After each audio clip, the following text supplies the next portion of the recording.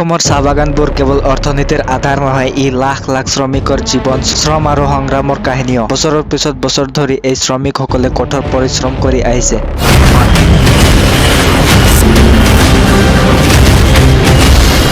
কিন্তু মৌলিক সুবিধাৰ ক্ষেত্ৰত বহুতো প্ৰশ্ন এতিয়াও অমীমাংসিত। এই পৰিস্থিতিত অসম চৰকাৰে আৰম্ভ কৰা শ্ৰমিক যোজনাই চাহ বাগান শ্ৰমিকসকলৰ জীৱনত এক নতুন আশাৰ পোহৰ লৈ আহিছে।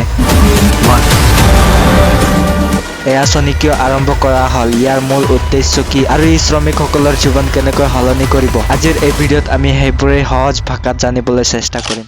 অসম চৰকাৰে চাহ বাগিচাৰ শ্ৰমিকসকলৰ জীৱন মান উন্নত কৰাৰ লক্ষ্য লৈ আৰম্ভ কৰা নতুন শ্ৰমিক যোজনা এতিয়া ৰাজ্যজুৰি এক গুৰুত্বপূৰ্ণ আলোচনাৰ বিষয় হৈ পৰিছে। এই যোজনাৰ মূল উদ্দেশ্য হৈছে চাহ বাগিচাত কৰ্মৰত লাখ লাখ শ্ৰমিক আৰু তেওঁলোকৰ পৰিয়ালক সামাজিক সুৰক্ষা, স্বাস্থ্য সুবিধা আৰু মৌলিক অধিকাৰৰ অন্তৰ্ভুক্ত কৰা। এই যোজনাৰ পাইলট প্ৰকল্প হিচাপে প্ৰথমে দিবান চাহ বাগিচাত কাৰ্যকাৰী কৰা হৈছে। চৰকাৰৰ মতে ইয়াৰ সফলতা অনুসৰি আগলৈ ৰাজ্যৰ অন্যান্য চাহ বাগিচালৈ এই যোজনা সম্প্ৰসাৰণ কৰা হ'ব। বছৰ ধৰি চাহ উদ্যোগে অসমৰ অৰ্থনীতি মজবুত কৰি আহিছে যদিও চাহ শ্ৰমিকসকলৰ জীৱন এতিয়ালৈকে বহু ক্ষেত্ৰত অৱহেলিত হৈ আছিল। এই যোজনাই সেই দীৰ্ঘদিনীয়া সমস্যাৰ সমাধানৰ দিশে এক নতুন পদক্ষেপ। শ্ৰমিক যোজনাৰ অধীনত চাহ শ্ৰমিকসকলক স্বাস্থ্য সেৱা প্ৰদান অগ্ৰাধিকাৰ দিয়া হৈছে। নিয়মীয়া স্বাস্থ্য পৰীক্ষা, মাতৃ বা শিশু যত্ন, বিনামূলীয়া চিকিৎসা সহায় আৰু দুৰ্ঘটনা বীমাৰ সুবিধা এই আঁচনিৰ অন্তৰ্ভুক্ত। ইয়াৰ উপৰিও শ্ৰমিকৰ সন্তানসকলৰ শিক্ষাৰ বাবে বিশেষ সহায় প্ৰদানৰ ব্যৱস্থাও কৰা হৈছে, যাতে তেওঁলোকে বিদ্যালয় ত্যাগ নকৰে আৰু উন্নত ভৱিষ্যতৰ দিশে আগবাঢ়ি যাব পাৰে। বাসস্থান আৰু পৰিষ্কাৰ পানীৰ সমস্যাও এই যোজনাৰ গুৰুত্বপূৰ্ণ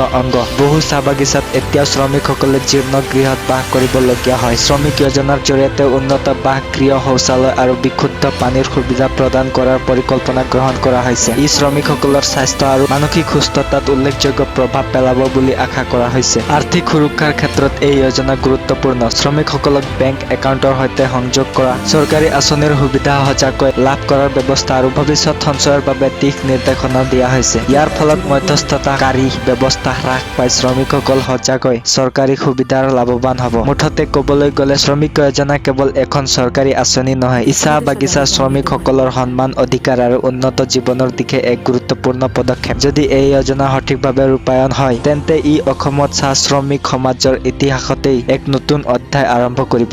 ধন্যবাদ।